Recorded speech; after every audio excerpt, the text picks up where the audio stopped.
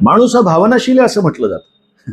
पण तुम्ही मला सांगा, जगाच्या पूर्ण पटलावर जर आपण बघितलं तर एवढ्या सगळ्या प्रजाती आहेत वेगवेगळ्या प्राण्यांच्या, पक्ष्यांच्या, पण असा कोणता असा हिंस्र प्राणी तुम्ही बघितलाय की जो स्वतःच्या पोटी जन्माला आलेलं बाळ जंगलामध्ये काट्याकुट्यामध्ये फेकून देतो, जनावरांनी त्याचे लचके तोडावं म्हणून? असा कोणता प्राणी आहे की जो प्रेमामध्ये सुडाची भावना घेऊन येतो, बदल्याची भावना घेऊन येतो? तू जर माझी झाली नाहीस तर तुझ्या तोंडावर मी ऍसिड फेकून मारीन, तुला चौकामध्ये जाळीन, तुझे बारीक बारीक तुकडे करीन, तुझे अनन्वित अत्याचार करून छळछळ करून तुला मारून टाकीन, आणि नुसतं मारणार नाही की तुझ्यात ते तुकडे कुकरमध्ये शिजवून फ्रीजमध्ये ठेवून देईन.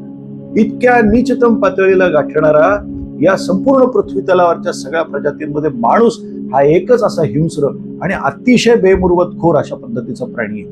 म्हणजे भूक लागली तरच इतर प्राणी जेवतात, हा माणूसच असा एकमात्र प्राणी की जो भूक नसताना सुद्धा जेवायला आणि वखवटलेला असतो.